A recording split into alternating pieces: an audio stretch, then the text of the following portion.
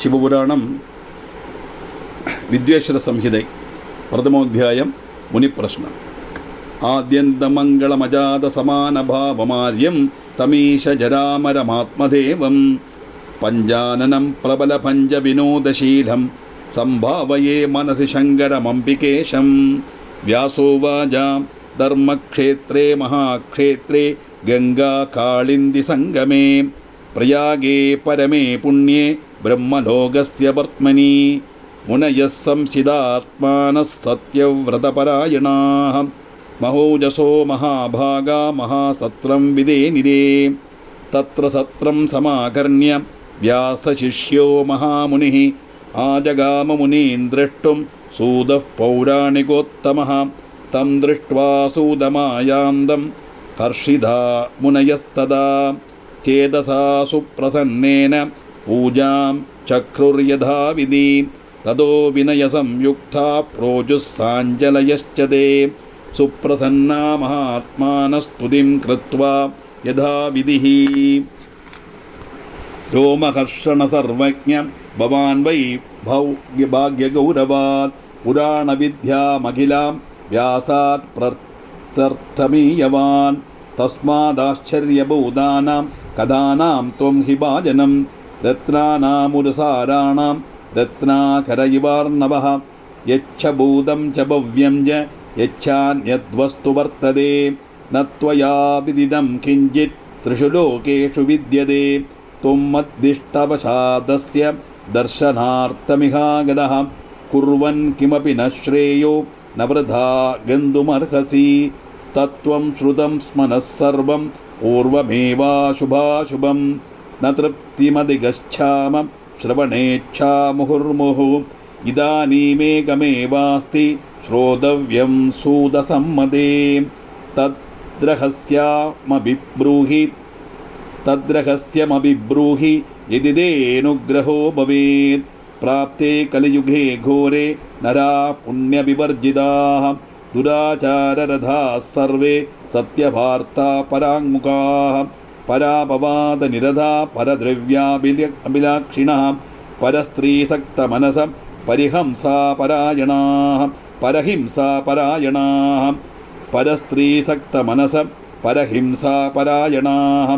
ദേഹാത്മദൃഷ്ടയോ മൂഢാ നാസ്തികാ പശുബുദ്ധയഃ മാതൃപിതൃകൃതദ്വേഷാ സ്ത്രീദേവാ കാമകിങ്കരാഃ. വിപ്രാലോഭഗ്രഹഗ്രസ്താ ഭേദവിക്രയജീവിനഃ ധനാർജാനാർത്ഥമഭ്യസ്തവിദ്യാമതവിമോഹിതാഃ. ത്യക്തസ്വജാതികർമാണം പ്രായശഃ പരപഞ്ചകാഃ.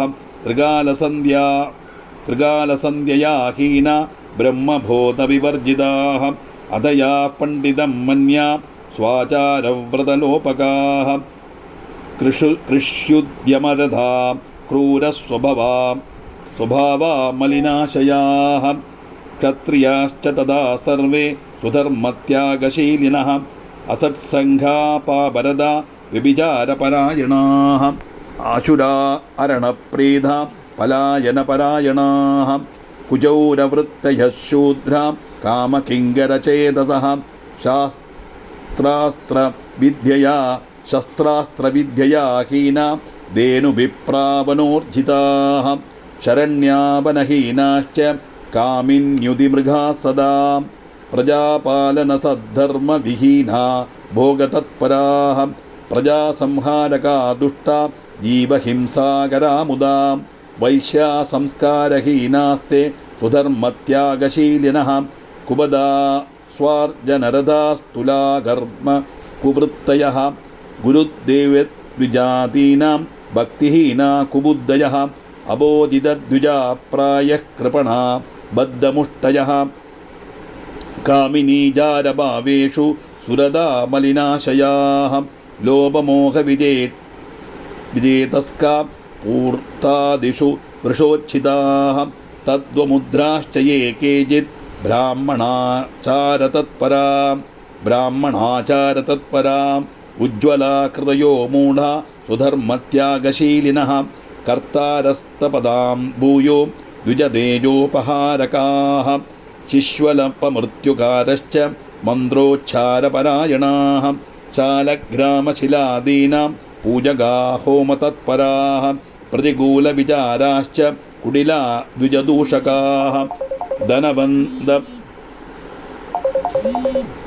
धनबन्धः कुकर्माणो विद्याबन्धो विवादिनः आख्यानोपासनो धर्मभक्तारो धर्मलोपकाः सुभुप्राकृतयो दम्भा सुधातारो महामदाः विप्रादीन् सेवकान् मत्वा मन्यमाना निजं प्रभुं स्वधर्मरहिता मूढा सङ्करा क्रूरबुद्धयः महाभिमानिनो नित्यं चतुर्वर्णविलोपकाः सुकुलीनान् निजान् मत्वा चतुर्वर्णैर्विवर्तनाः सर्ववर्णभ्रष्टकरा मूढासत्कर्मकारिणः श्रियश्च प्रायशो भ्रष्टा भर्तृज्ञानकारिकाः श्वशुरद्रोहकारिण्यो निर्भया मलिनासनाः कुहावभावनिरधा कुशीला स्मरविह्वलाः जारसङ्गरधा नित्यं स्वस्वाविमुखास्तदा तनया मातृपित्रोश्च भक्तिहीना दुराशयाः अविद्यापाडगा नित्यं रोगग्रसितदेहकाः एतेषां नष्टबुद्धीनां स्वधर्मत्यागशीलिनां परलोकेऽपीहलोके कथं सूदगतिर्भवेद् इति चिन्ताकुलं चित्तं जायते सततं हिनः परोपकारसदृशो नास्ति धर्मो परः खलु लघूपायेन येनैषां भवेत् सद्योघनाशनं सर्वसिद्धान्तवित्त्वं